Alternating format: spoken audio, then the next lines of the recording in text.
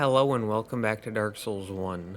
Now this is part 5 of our whip run, and in case you don't remember, last time it wasn't super eventful, but we got the pyromancy flame to ascended +5, which really helped our damage, and we also got and tested every single one of the 19 pyromancies needed for the Bond of a Pyromancer achievement. We didn't test them all, but we got them all. And we also did Laurentius's and Quelana's quest. And we got the Lord Soul for Bed of Chaos. And part of that was taking out the entire lower section of the map, which was nice. And I kind of forgot to do Gaping Dragon, so we're gonna go do that now. And I killed one of these things and got a large Titanite shard off of it. And so I thought, how common is it to get a large Titanite shard off these things? Because this is the area where you get the large ember in order to be able to use those. So I want to know how viable it is to actually kill these things. Because I usually just run past them because they're not a threat. And you saw how the whip performed, and you saw how the pyromancy flame performed. Which, you might say, oh, well, the pyromancy flame is fully upgraded, but, like, so is the whip. And we have a ton of levels into Dex. We have it at, like, 30 or so. But for pyromancy, we're just using basic fireball. So pyromancies are good against those things, as we now know. But moving on, I had forgotten that whips are really bad in tight spaces, so we need to rely more on pyromancies here. Which this little guy was backing up. Why you running away, little fella? There's nothing to fear. It's just a little fireball. It's here to keep you cozy. Oh, were you trying to get to the safety of the Giga Rat? Well, I have a Giga Fireball, so there is no safety. I'm not scared of these New York City rats, alright? Not as long as I have an exploding fire in my hand, okay? I don't have to worry about them, but again, very easy to kill with pyromancies, so that's nice. But we move on. I change up my rings a little bit until I'm happy, and with 10 Estus, we head on in, and I will let this attempt play itself out.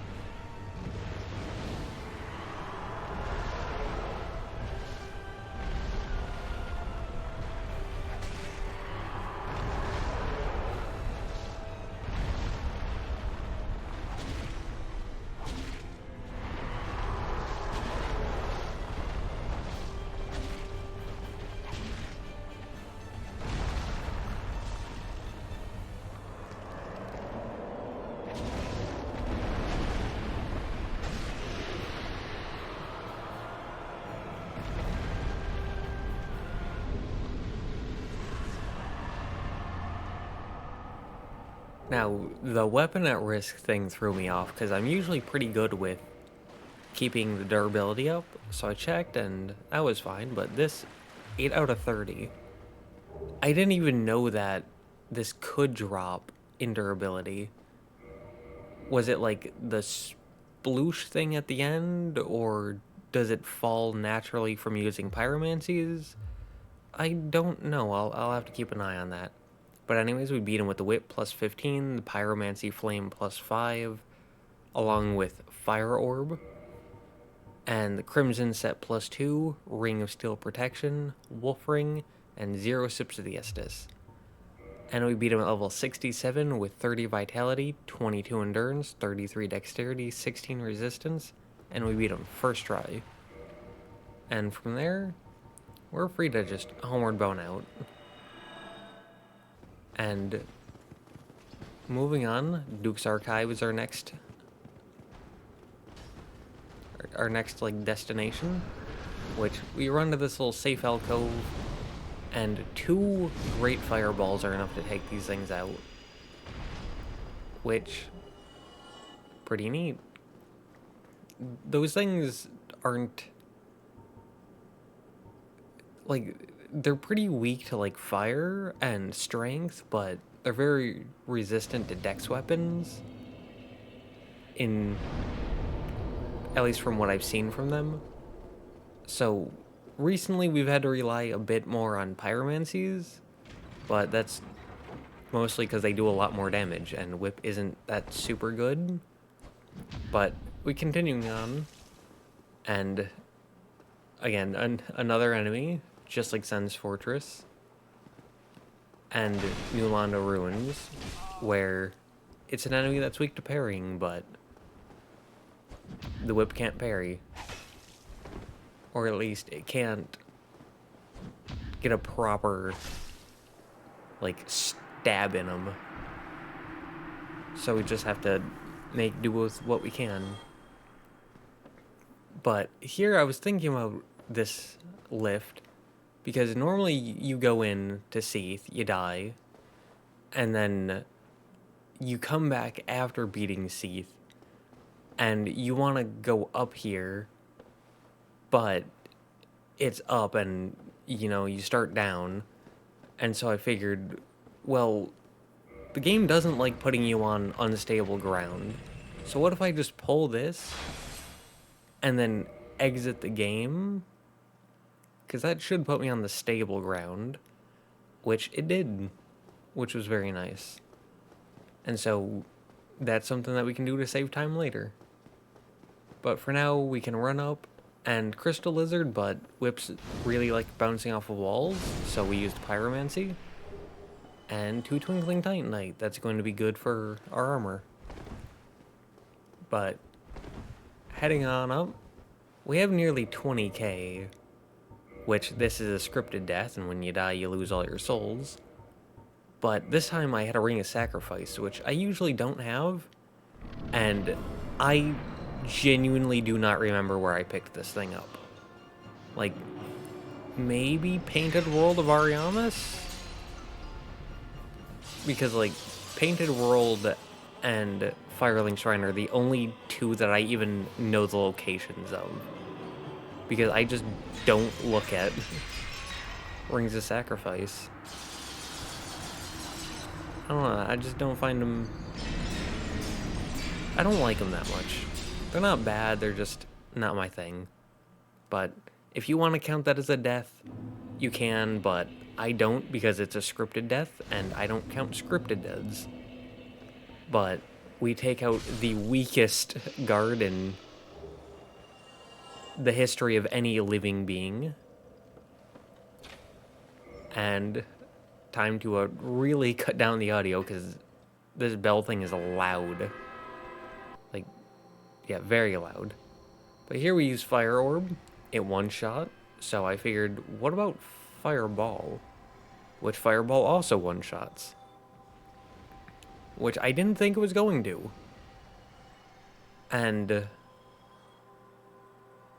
I feel like this really solidified my opinion on this run. Or at least the weapon classes of this run. Of like, I feel like whips are ever so slightly too weak. They're not bad.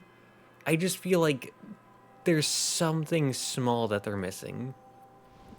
It's like they don't really have good range or speed. And I feel like the speed for the most part is fine. I just wish they had a tiny, tiny bit more range. Whereas like, pyromancies are really good. But we did our normal 1-3-5 thing of going from the bottom up. You'd do the first one, third one, and then this is the 5th one.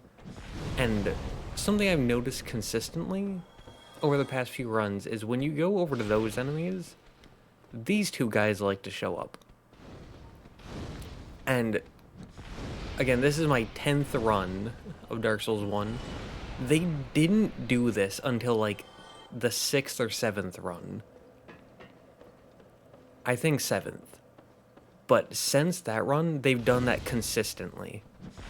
They never did it until that point, but once that point hit, they just started doing it every time, which was super weird, but moving on, we open the gate so that way we can move on through faster, but before we actually leave, I wanted to drop down because there's something here that might be useful, which classic Dark Souls 1 hitbox moment.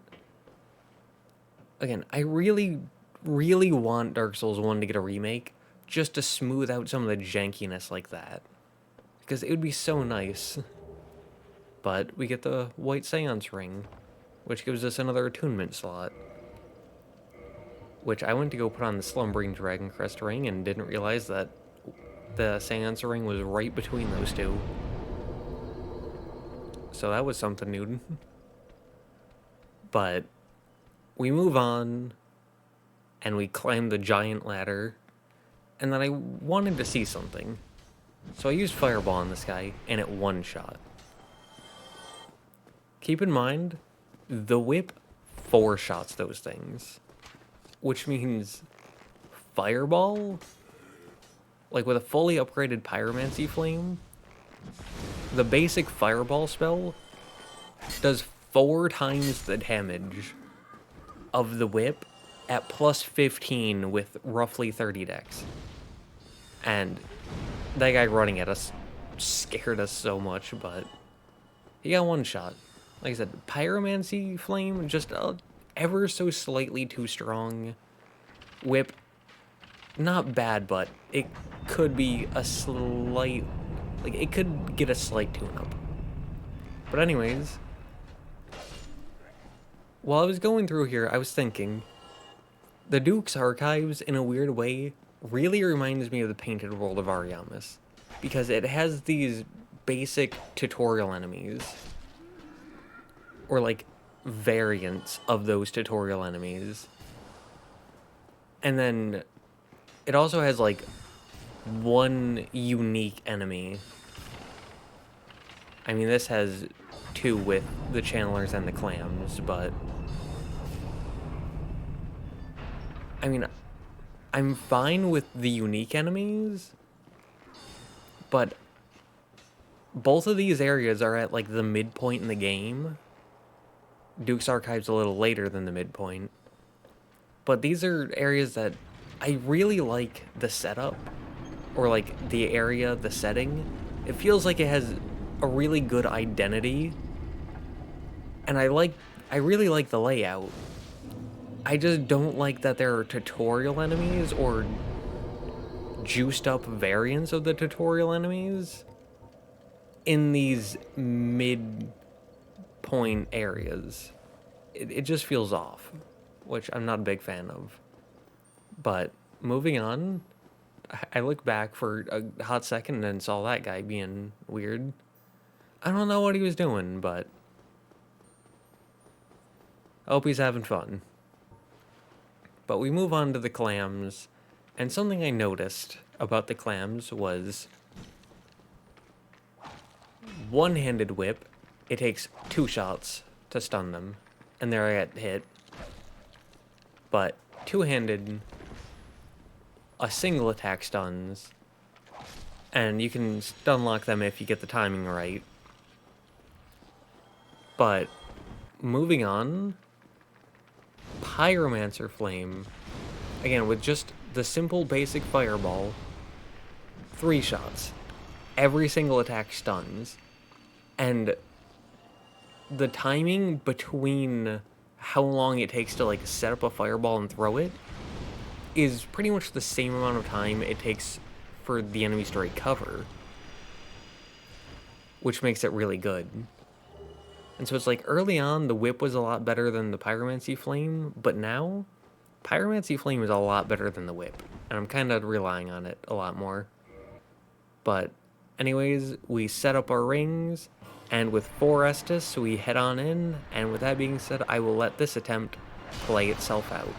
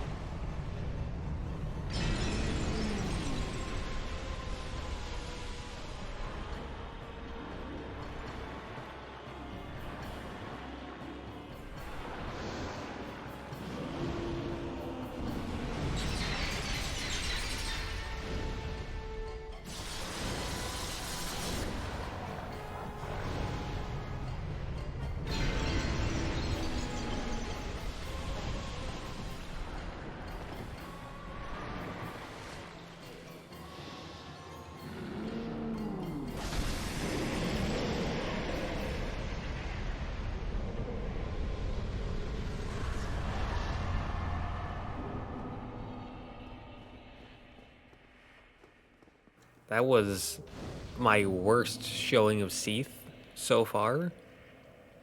Even worse than my first run ever, which is oof, but it's fine.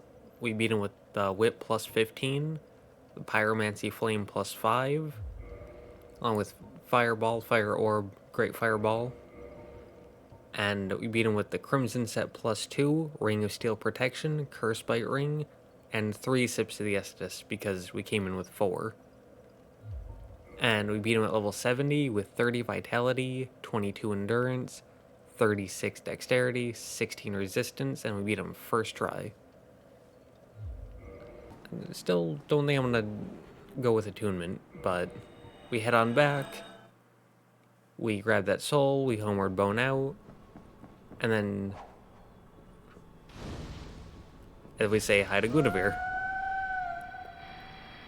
Which, for some reason, if you walk away, apparently it doesn't show the cutscene, as we learned last run.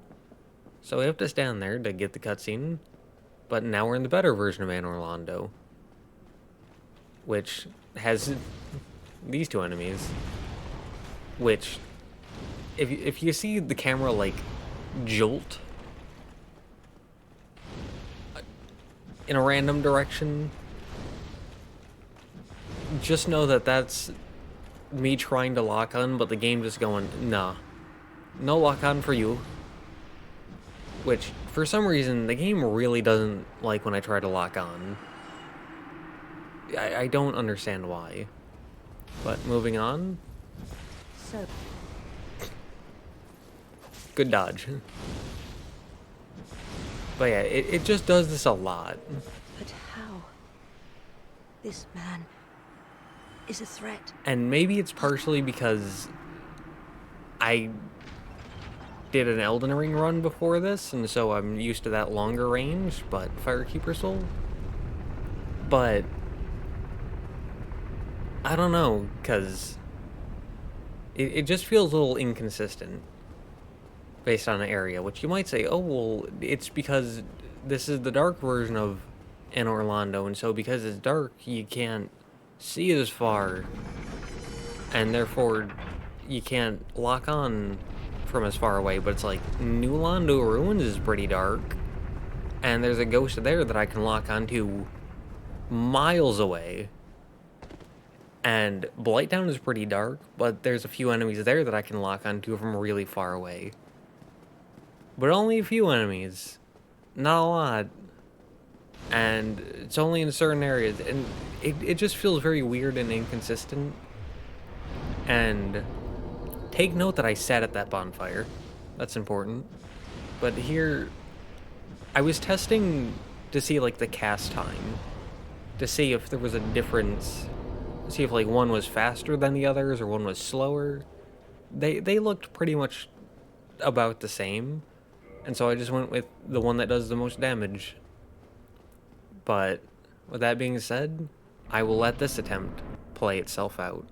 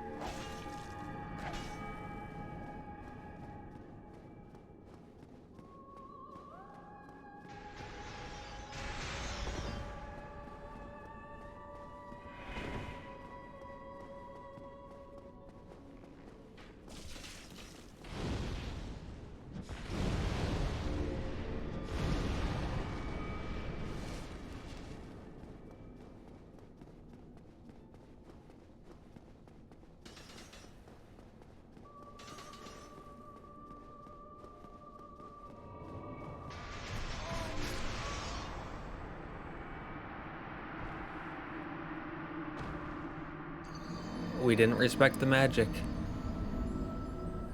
And I mean, even if it's a gimmick boss, you still gotta respect him. Which, why did I respawn here? Like, you saw that I sat at the Dark Moon tomb bonfire. So why do I respawn here? I know that happens when you go into, like, the dark version of Anne Orlando. But why? It feels like it was just... Like, it feels like it was specifically designed just to spit on the player. Just to be like, you no longer have access to the Anne Orlando bonfire, and so we're going to place you right next to the Anne Orlando bonfire. Even if you rested at a different bonfire, nope, doesn't matter. You're going to the Anne Orlando bonfire because you can't rest at it. It feels... I don't know.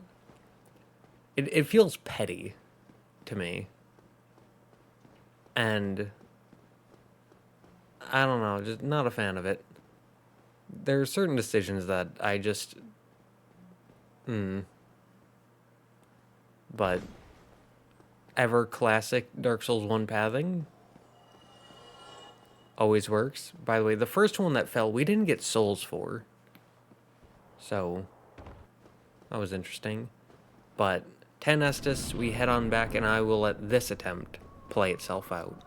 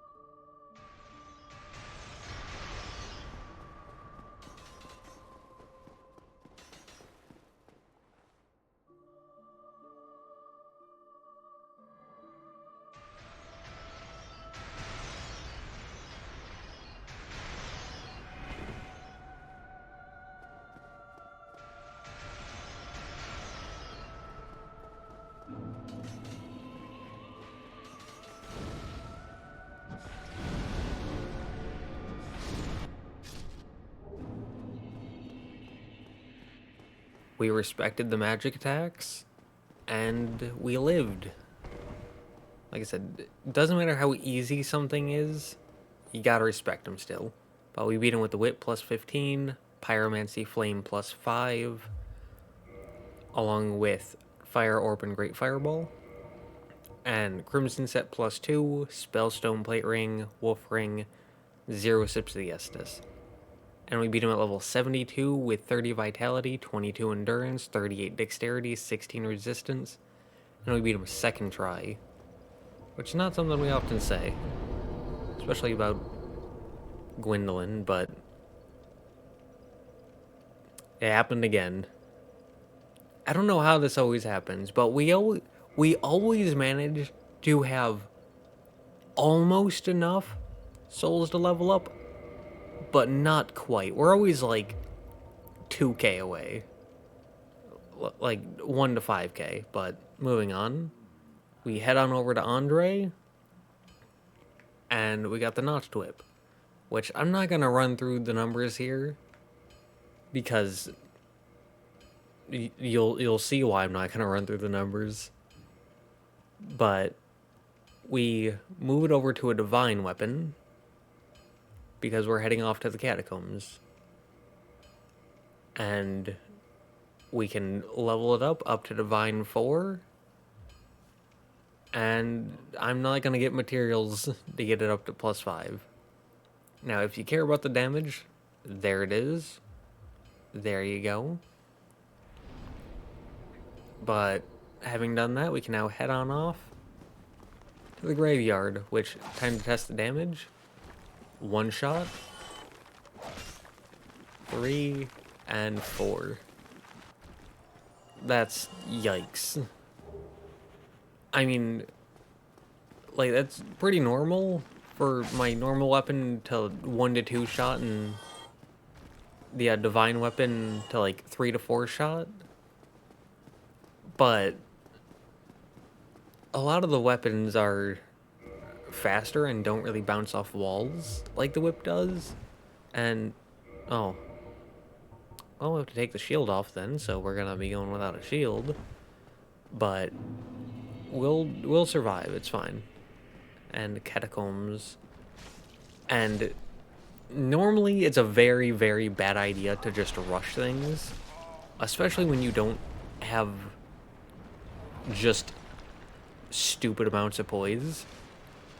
But I was not going to 4-shot everything, so I just bull rushed this guy, which I was pretty confident in the idea that I was gonna die doing that, or at least have it be very close and have me get low and take like 4 or 5 Estus, but that didn't happen, so we take the wins.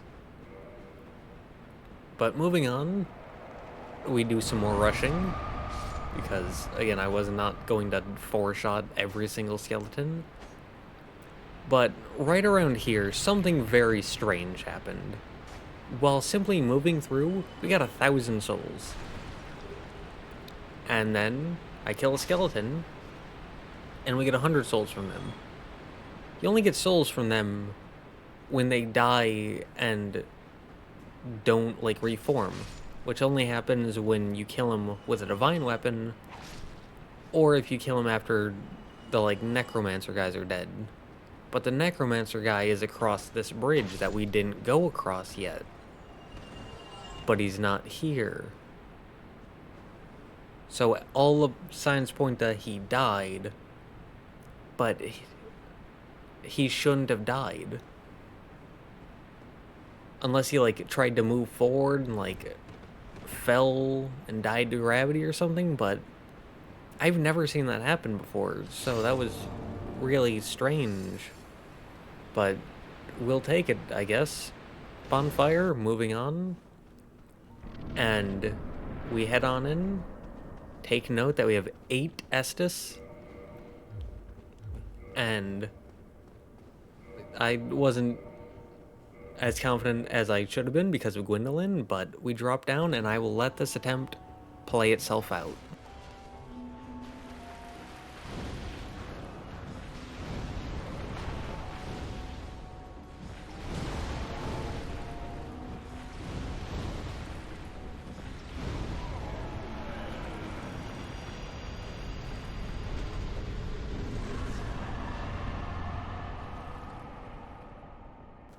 fun little thing that I noticed there.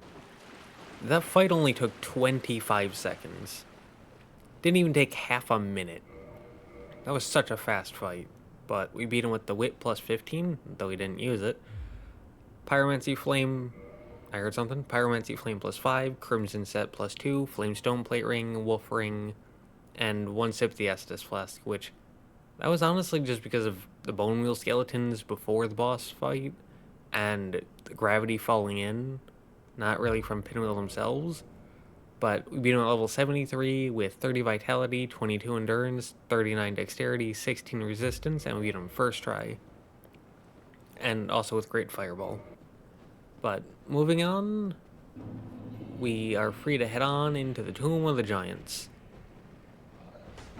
Where I think I made a joke in the last run about panicking through here, but these enemies just, I don't know, they don't scare me anymore.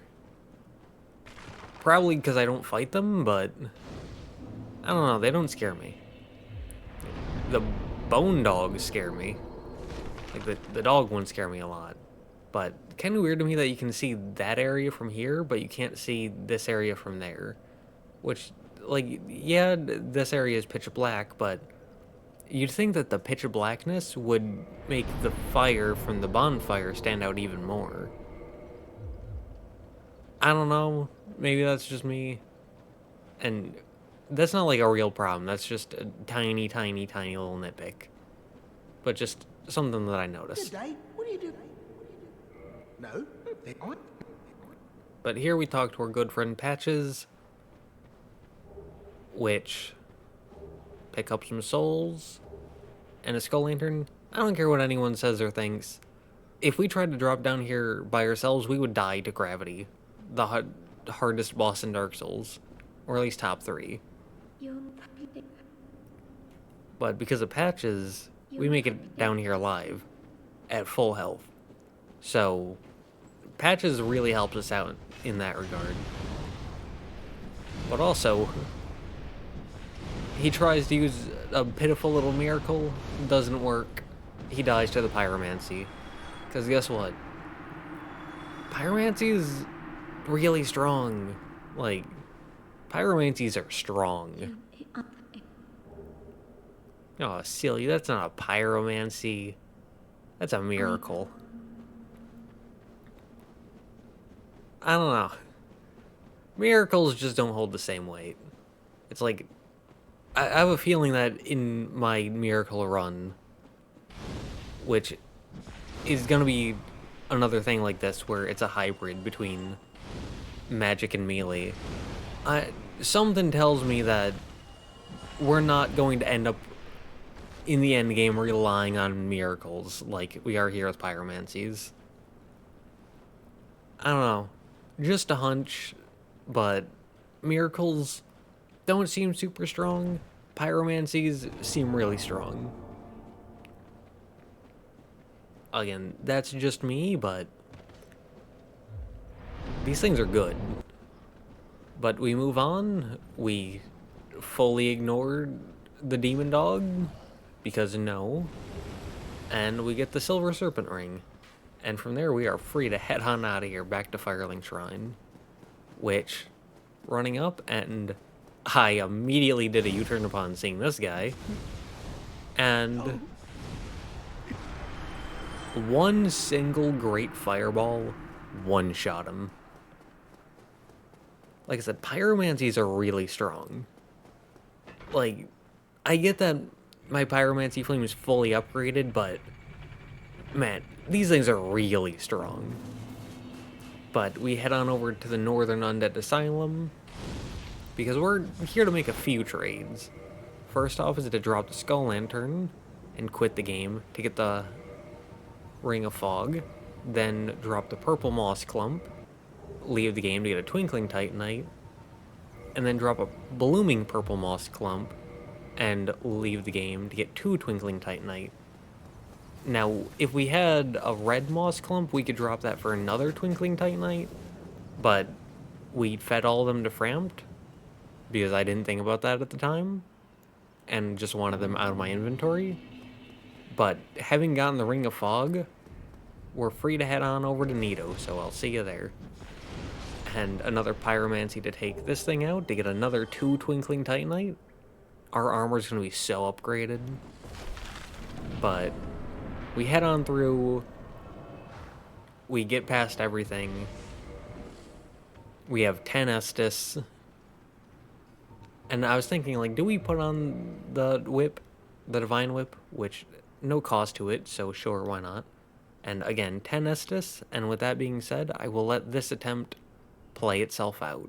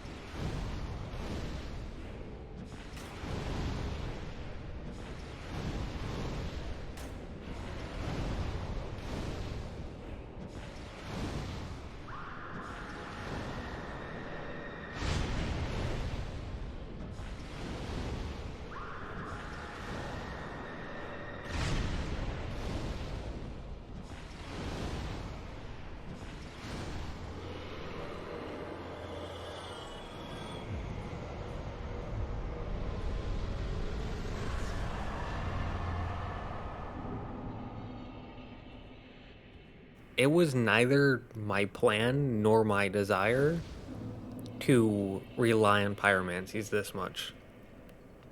I thought they were just gonna be like a side thing that I'd like occasionally use, which, I mean, here I was definitely gonna use the whip, but for some reason Nito went this way on the right side and got caught on the big skeleton. I've never seen him do that before. He, for me, has always gone that left side and never got stuck. But anyways, whip plus 15, even though we didn't really use it. Pyromancy flame plus 5, plus fire orb and great fireball. And crimson robe, or crimson set plus 2, ring of fog, slumbering dragon crest ring, and 1 sip of the Estus. Which really surprised that, I don't know, it just baffles me that the big skeleton caught him. That, I've never seen that before. But anyways, we beat him at level 74 with 30 vitality, 22 endurance, 40 dexterity, 16 resistance, and we beat him first try. Which, like I said, I didn't want to overly rely on pyromancies, but here, dexterity level goes 0 and then 1. Strength goes 0 and 0. So, and our whip, the damage has already been kind of falling off. It's already doing like half to like a quarter of the damage of the pyromancies. So that's not super good. So it seems like the farther we go, the more the whip is gonna fall off. Which is really sad, because I was excited to use it after seeing how good whips were in Elden Ring. But since we can't focus on damage stats anymore, now we can focus on the defensive ones. So that's good. But we head on back to Andre. We can take off the divine modification, because don't need that anymore. And because of all those Twinkling Titanite we got, we can have another increase to our Crimson set. Which, again, with armor, a lot of numbers, so I'm not going to go through all of them, but I will show them in case you want to see.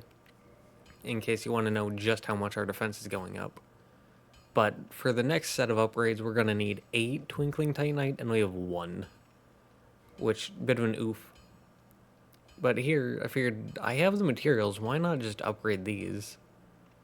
Which, for the shield specifically, we go from 58 to 59, to 60, to 61, to 62, to 63, modified again, 64, and back to reinforce, and 64 again, 65, 65 again.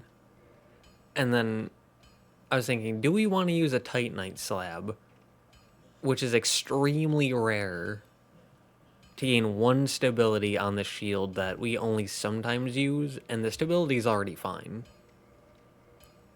Like, I don't think that's worth it. Especially since we have 3 Titanite slabs, and there's 1 more in the DLC, which would bring us up to 4, and that would allow us to fully upgrade the pyromancer set. But I figured before we run out of souls, might as well buy the Crest of Artorias, so we don't forget about that.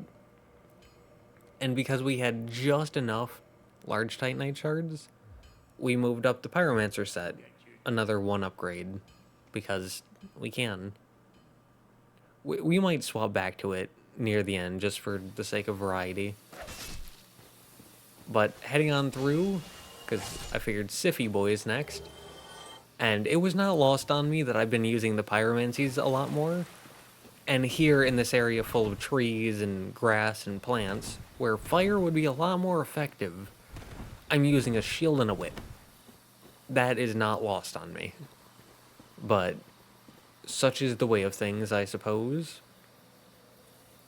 But once we got to the door, I figured, well, we made a decent bit of progress. We got the Seath and Nito souls. We got the Silver Serpent ring, along with the Ring of Fog. 2 extremely valuable rings. Very, very good. We got the Notched Whip and the Blood Shield, the plus 14 each. We got both of our sets up by another plus. And I think we've done a somewhat decent job of showing that pyromancies are a little busted. But then here I noticed there's this castle, which really threw me off because I didn't associate this area with castles. And so I was confused, but I thought, oh, well, maybe it's the, like, tower that brings you to Andre, and then there's the Titanite demon, and that leads us into here. Maybe that's that building. And I couldn't think of anything else.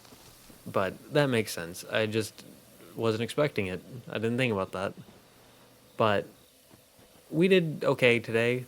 We can save Siffy Boy for next time, so, yeah.